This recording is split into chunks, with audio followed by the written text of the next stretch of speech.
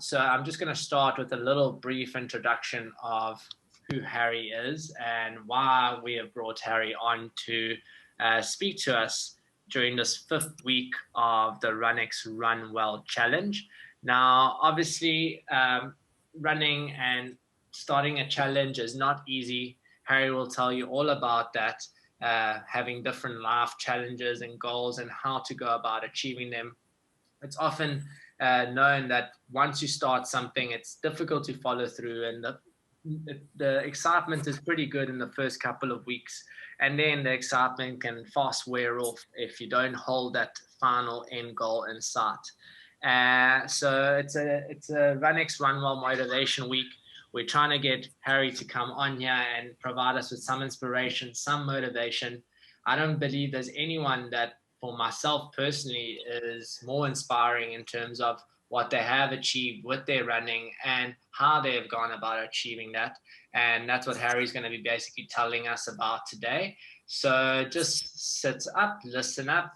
We're going to have a nice fluid conversation. At the end, we're going to open it up to anyone that has any questions for Harry, and we'll go on with that. So without any further ado, here's Harry Botha from his head office. And thanks, Harry. Thank you so much for joining us. Yeah, okay, Nick. Great to be on. And, as I always said, that I've been fortunate enough to be able to travel around the world and participate in these marathons. And it kind of ends when you get back home. And these occasions when we can, do the presentations to the running club or to yourselves, Runx, I thoroughly enjoy it, and it brings back wonderful memories. I thank everybody for joining in. I just hope that you find it interesting and that you haven't heard it 100 times before. You possibly during the morning runs, hollow trails, I get me started, and I'll talk the whole hour at Hollow Trails about running marathons around the world. A little bit about myself. I had a business up in Johannesburg, which I sold and then retired at the age of 65. Came down to Belita. We've been down here on the holidays in previous occasions. And I just felt that Belita was such a wonderful place, and particularly the club. The club was small, 150 to 200 people. Membership fluctuated up and down, but it was really great to be part of a running club. And until then, I had really not run much at all, other than jogging with the dog, exercising and whatever.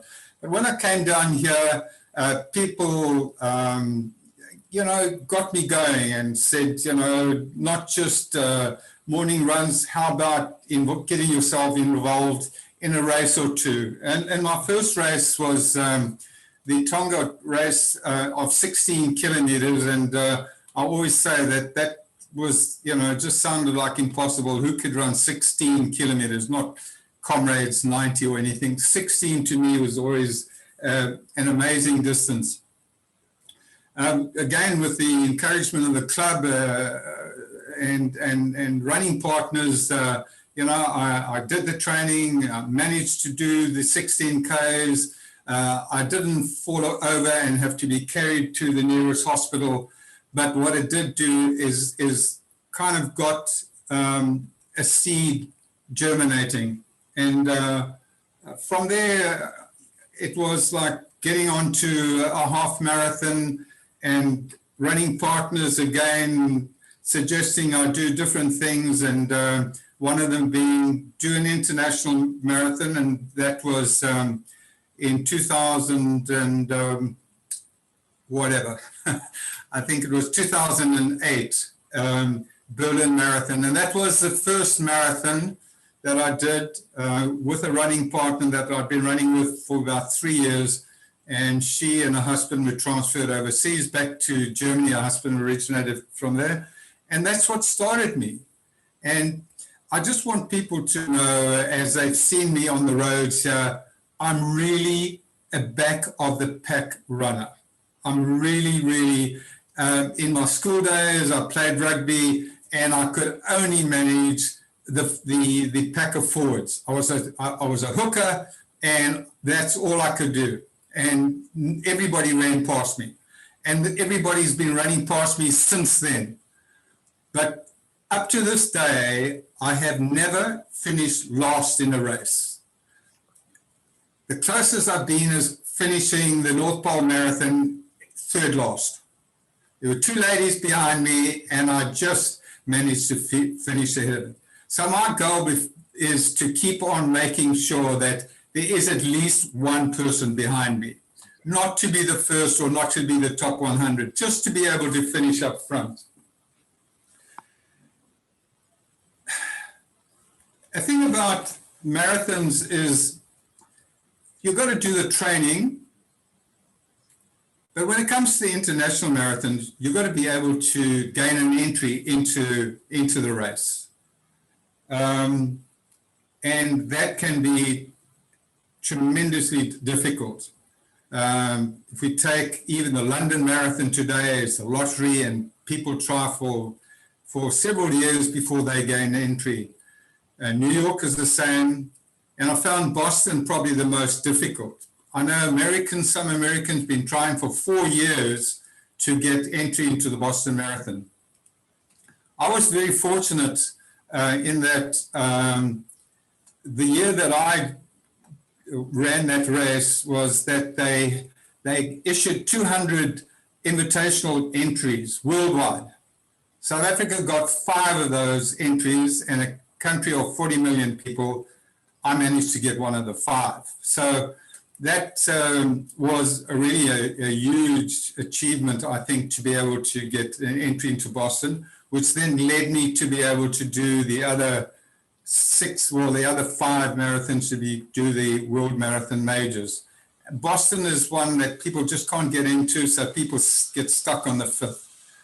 But not only gaining entry is a big problem. Getting to some of these races is also quite an achievement. For example, if we take getting down to the Antarctic Marathon, which is run down at Union Glacier, just a few hundred kilometers from the South Pole, you've got to get down to South America, the very tip, down to Punta Arenas. Then you've got to wait until the big Russian transport plane can get you across the Drake Passage. Not only they got to get you there, but they got to fly back as well. So that's about a 4.5 to 5 hour flight down to the Union Glacier, and then a quick turnaround. We're no sooner off the plane and that those motors are revving up again for them to fly all the way back to Punta Arenas. And if the weather changes, they there. They can't leave until, and that when the weather changes, the bad weather could last for something like 2 or 3 weeks at a time. Some runners were trapped for a month, for example. They were supposed to leave on the Friday, they left a month later. So getting to the race and there you are, getting back to them is another thing. The other one is, the getting up to the North Pole, for example. There you've got to land on the frozen ocean, whereas the Antarctic is a continent with great big mountains, peaks protruding from 1,000-meter thick ice, and compared to a meter thick ice up at the North Pole. So it took me 3 years to get to the start line there. I went up on 2 other occasions. One occasion, I went up to Longyearbyen, which is just within the Arctic Circle, and waiting for the transport up to the pole again, chartered flights again, Russians flying the planes. And I got sick and I ended up in hospital, couldn't do the race. And then went up the second time. This time it was the runway that was sick. The runway cracked, huge cracks in the runway, and the planes couldn't land. And so we waited for about 10 days while they tried to make another runway. Remembering it's just ice, frozen ocean. So there, to get to that starting line was also quite an achievement. The other one would be, you know, getting up to to Mount Everest. Again, that is a journey in itself to get to that start line. Nick, maybe I could just, if I can find my way around, if I could share my screen, Yeah. and Sure. if you could do that for me. So all you'll do is you'll just go down to the bottom of the chat and press share screen. Okay. Host disabled participant screen sharing. Ah, all right. Well, that's an interesting one. Let me see if I can figure this out. Okay. There we go. Let's try now. Yeah, great. Great. There we go. Your screen share All right. is active, Harry, so you can talk us through what you're going to show us here. Yeah.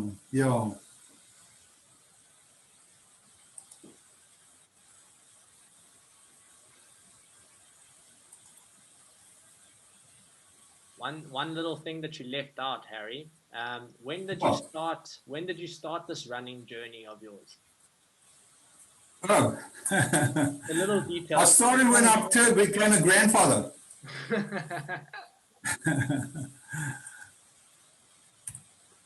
Yeah, so, Nick, seriously though, age 65 when I started running, which in a way I think it's a good thing because many people start, you know, young, your age, early or late 20s doing comrades, etc. And I think the body takes a lot of strain over the years. And if you think about it, I've been running now, since 65, I'm about to turn 80. And so I've had, you know, I haven't had many years of the raw hard grind. Although since retiring, I've done now close to 25,000 kilometers on the road. Yeah. Okay, that's the logo for the North Pole Marathon. And that is the kind of terrain that we would see. Is not sharing. I can only see the file where all your files are. So I can see the file. Okay, I'm not seeing the open. Let me just see if I can escape here. Just perhaps with unsharing and resharing again. Oh, there we go. I can see your cursor now. You can see what? I can see the cursor moving across the screen. There we go. Let's try reshare. It says share screen has stopped. Okay. So let's see if we can get it sharing again.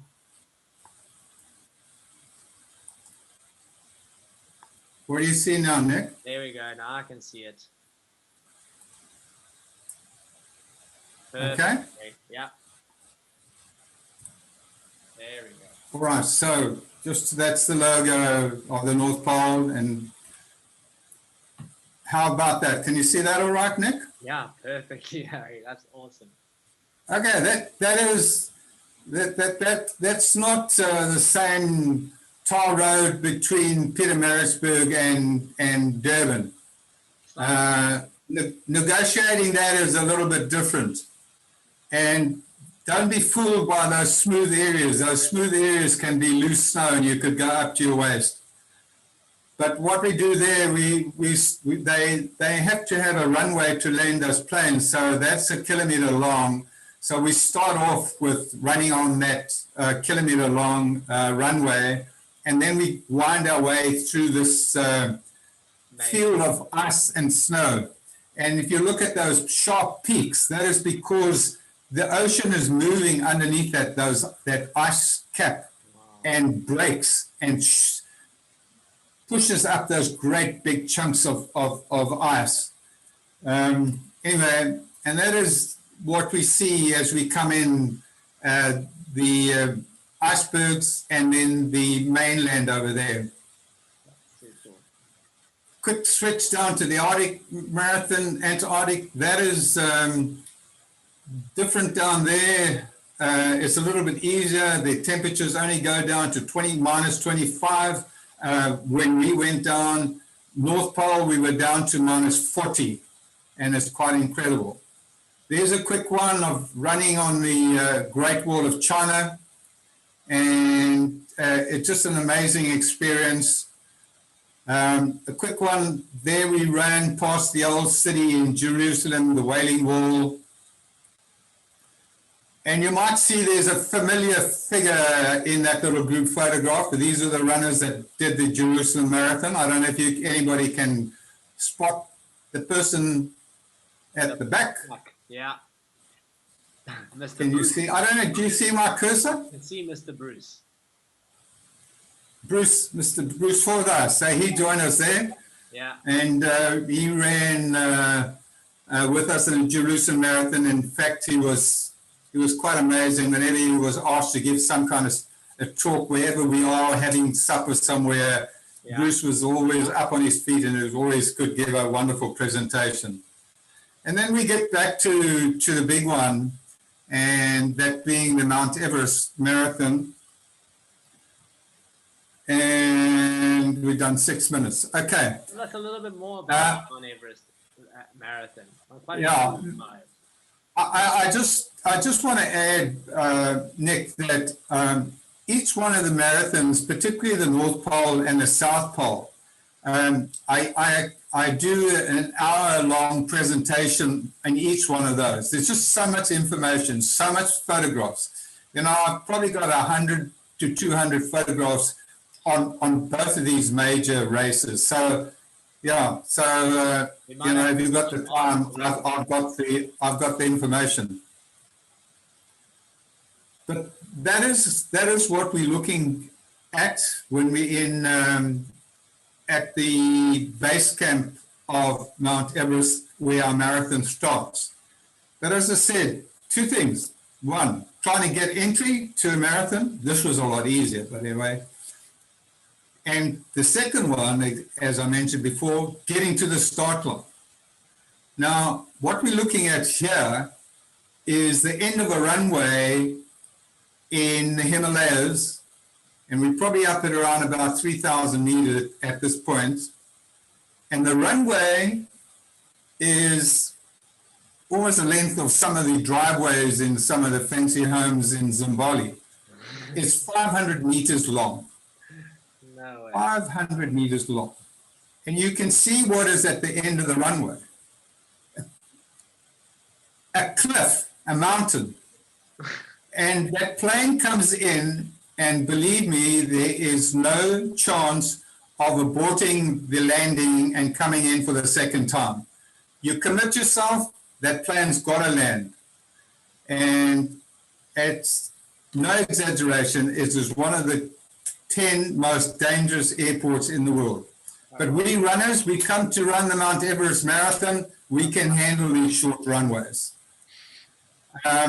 And the reverse is that when that plane takes us now back to Kathmandu, that runway, that plane is now pointing in the opposite direction. It's tied down and the motors are whining. The whole plane is vibrating, and it's just trying to get up sufficient revs to be able to go down 500 meters and at the end of the runway have enough speed to take off. And if they don't, there's probably about a 2,000 meter drop into the valley below.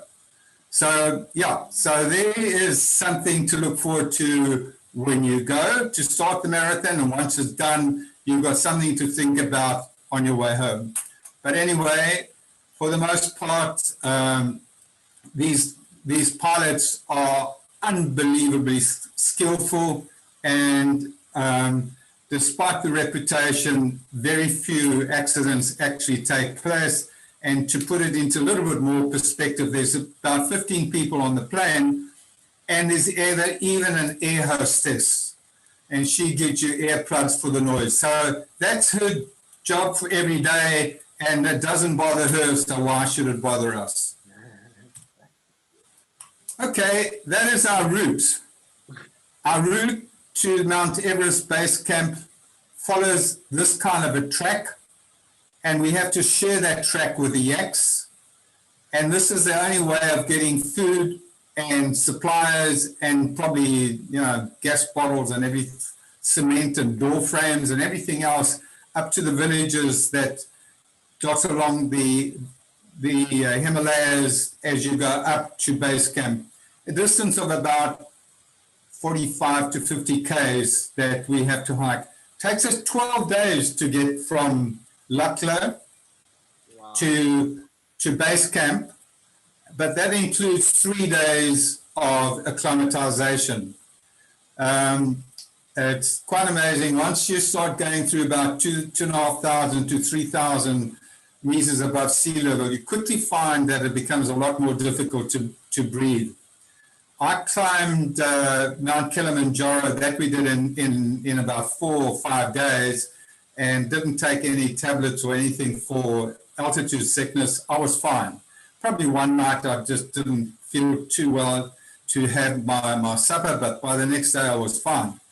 But here, at about 4,000 meters, I also would think that part of the reason is that at some stages the climbs are so steep that your altitude is changing very, very rapidly, and that brings on altitude sickness. I actually came down with altitude sickness. Fortunately, the next day was a rest day and I had time to recover. But that is all part of it. One of the ladies in our group, her blood oxygen level dropped down to about 60 odd, whatever that units are, and they had to take her out by helicopter. But this is what you see. You go across these swing bridges all the way. Now we're trying to get to our start line. Nick, we want to get to see the start of the marathon, and we got to negotiate all of this. And look at these Sherpas sitting down there with a great big packs on their back, and some of them are mere teenagers. Wow. And as we get higher, so the weather changes, and so we have to go through fields of snow, and again, trying to get to the start of our race.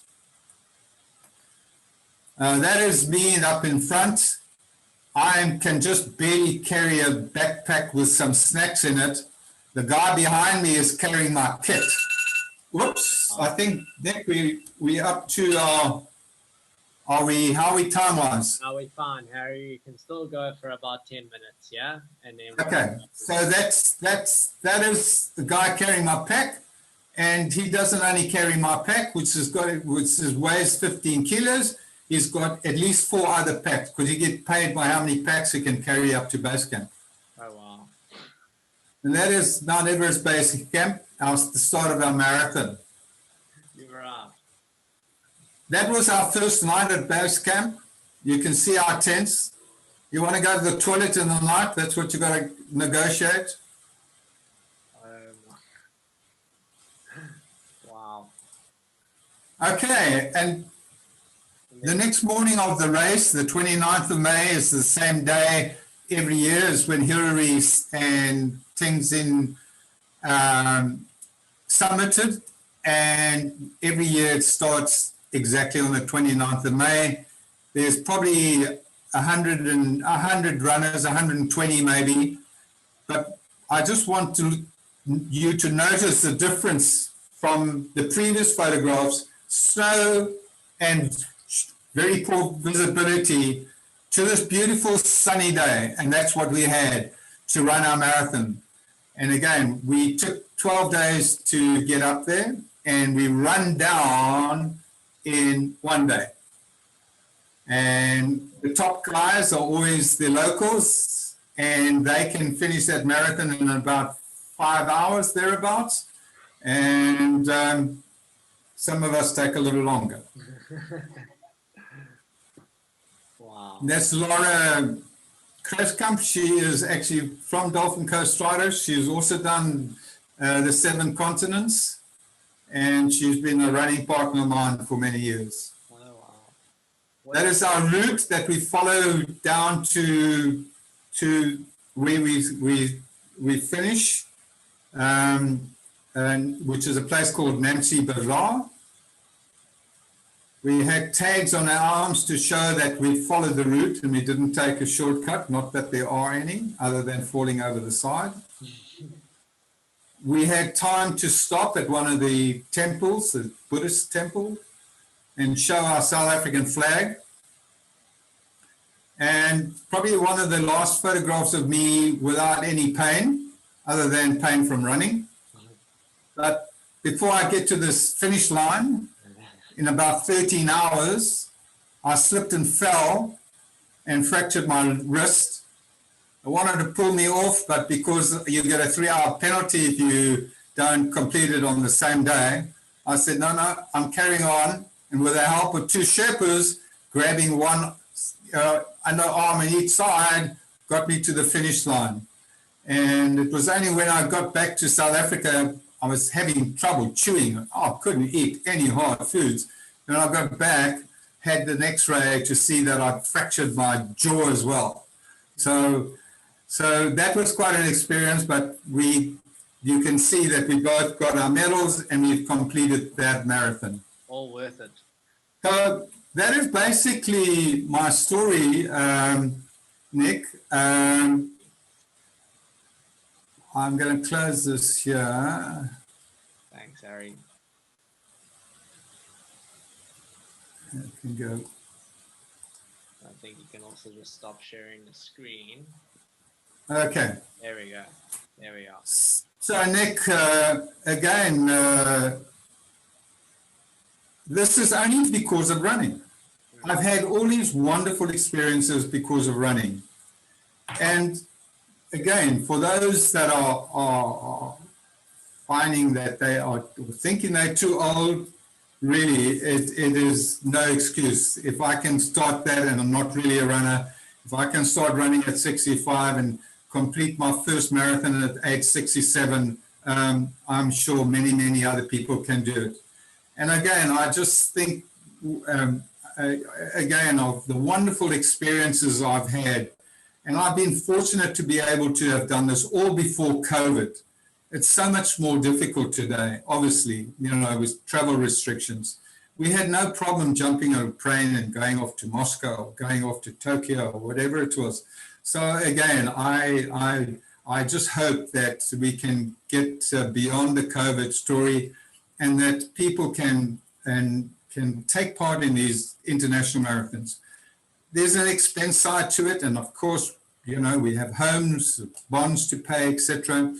But I did all of this over a period of about 10 years. So maybe our audience can think about maybe one marathon overseas once a year, maybe twice a year. But again, just to have that experience, to go and visit those places and to meet the people and to be able to join up with these people either on Facebook or through Strava.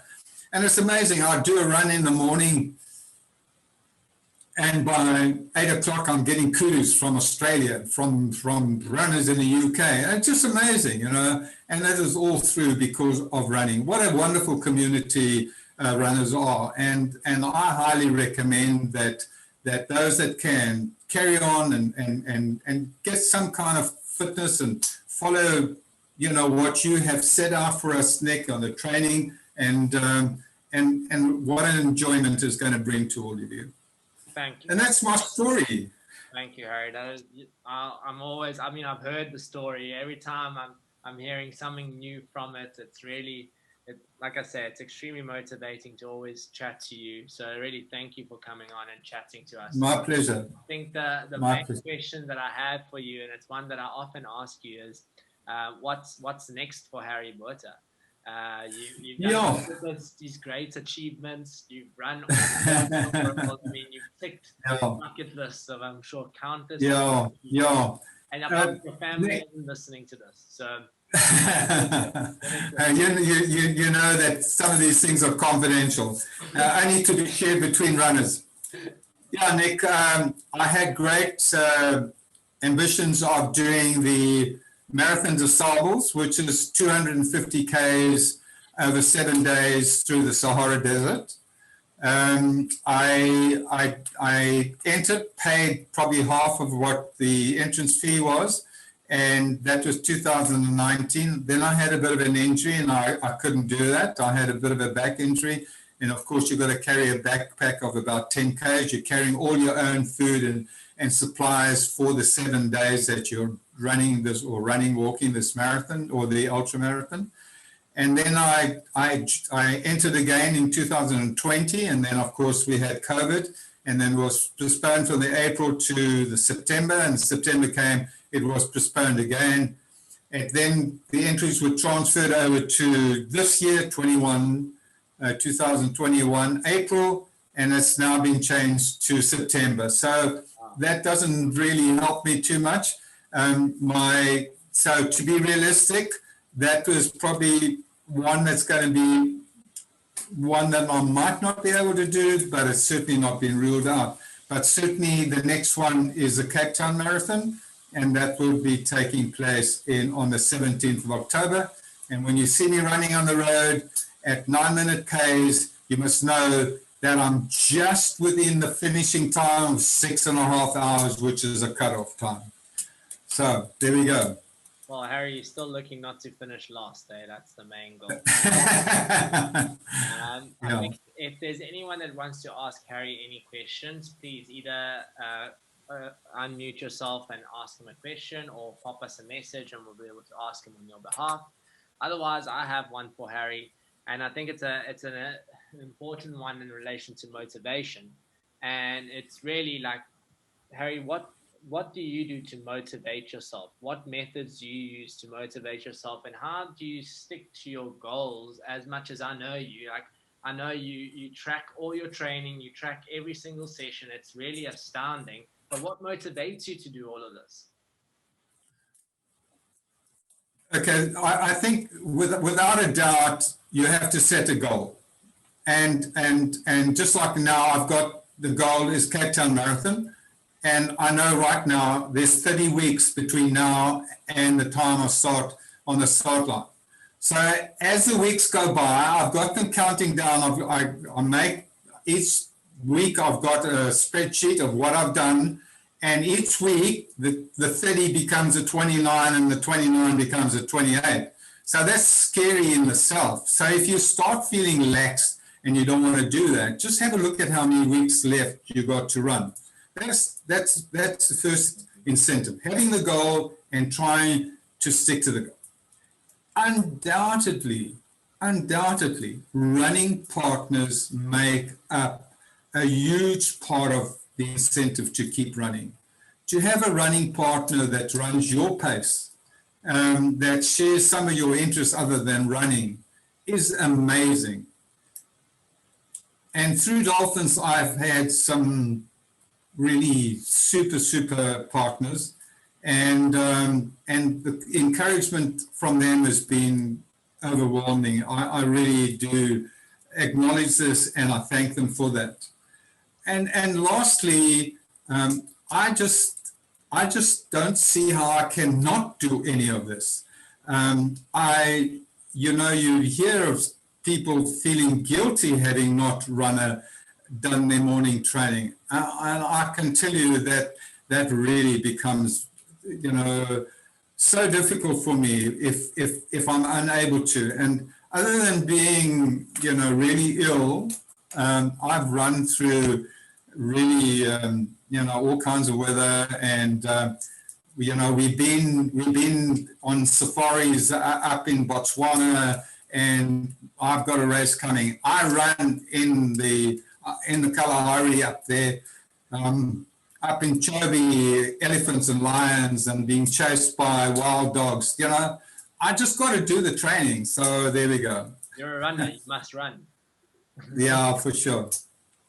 Nick, I hope the audience that this is targeted to get some kind of motivation from this.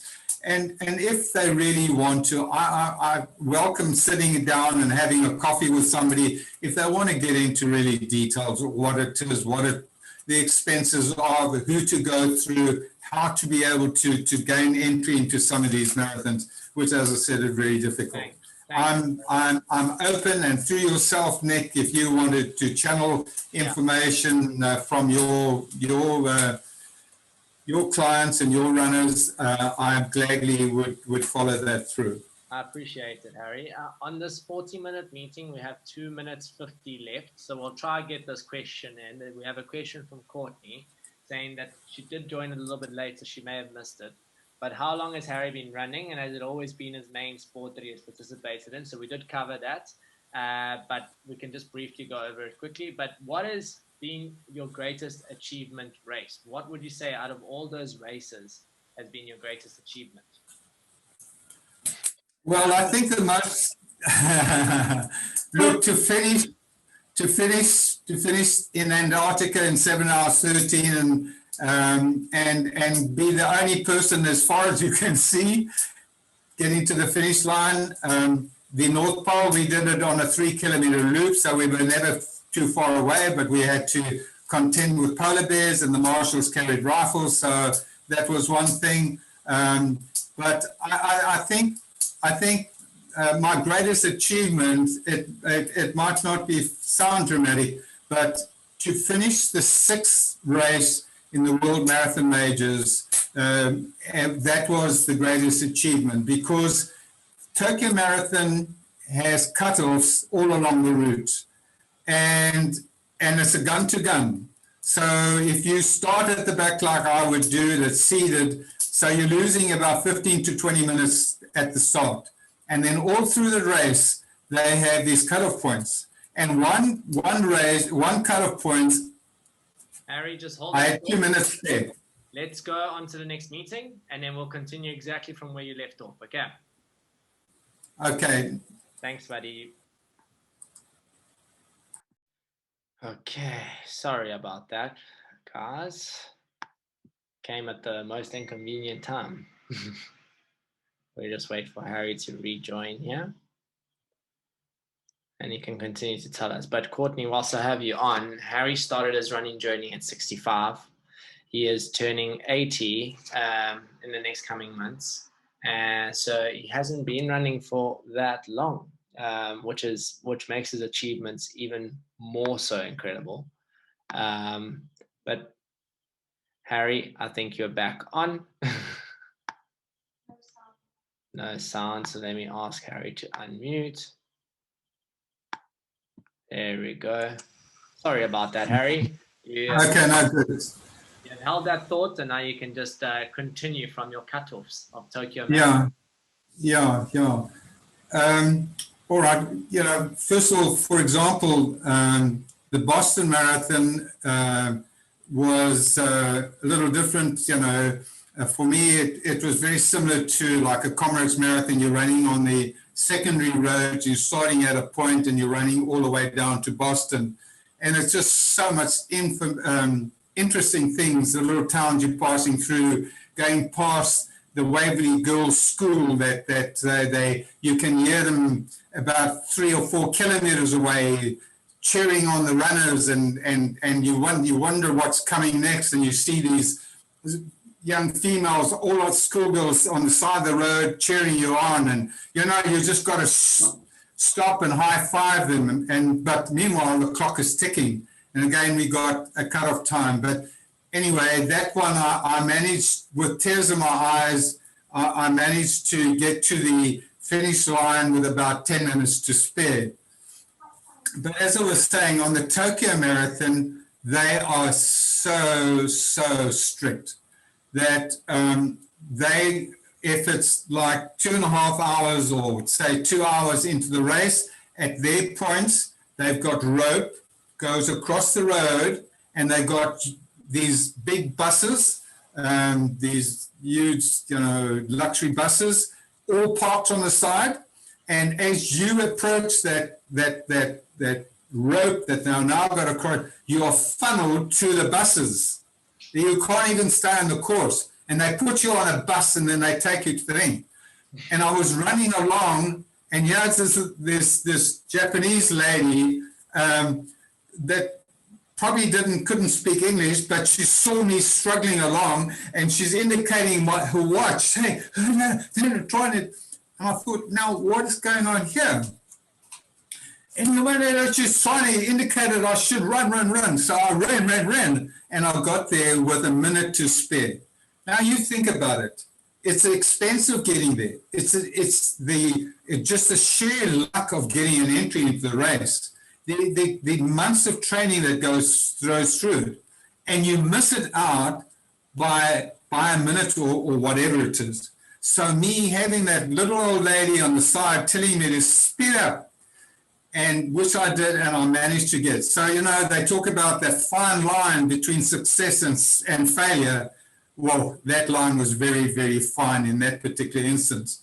Funny enough, for the rest of the race, the cut-off times were much longer.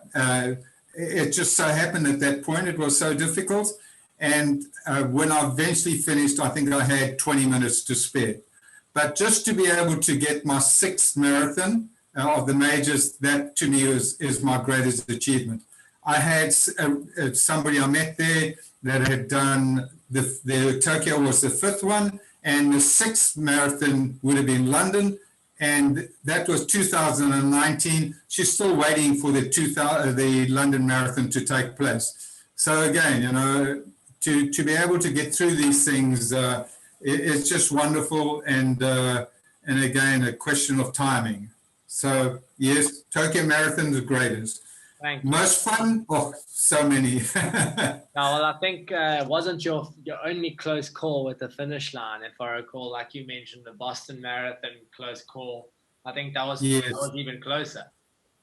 Well, yes.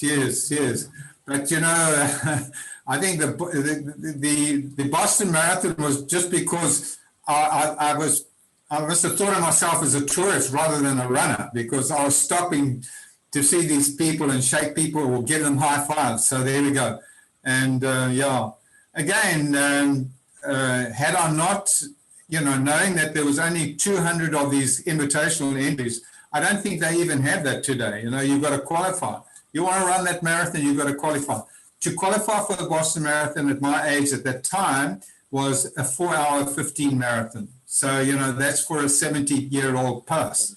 So, and for most 40-year-olds, it was all around about 3 hours. If you can run 3 hours, you've got a chance. You're putting your name in the hat to be able to be drawn to be able to enter the Boston Marathon. So, so not to finish that would have been an absolute disaster. Yeah. Well, that's lucky. All's good that ends well, eh? Yeah, for sure. Thank you so much, Harry. I don't think we have any more questions. It's always so great to hear your story and to see your passion and enthusiasm that these stories bring up as well. It really is a huge motivation, and I know that it all means a hell of a lot to you. And I just want to really say thank you so much from myself, Leah, everyone else at RunX, and everyone that hasn't quite joined us for this meeting. I know that they're going to appreciate hearing your story. It really is one of a kind. And I think if most runners can have a 10% of your running journey, that will be quite a fulfilled one. So I really want to say thank you so much. And I hope that you have a fantastic rest of your evening. And I'm sure we'll be chatting soon in the next coming weeks and chatting about how we can get you to that Cape Town Marathon goal. Thank you, Nick. Thanks again. It's been my pleasure. Thank you, buddy. Bye.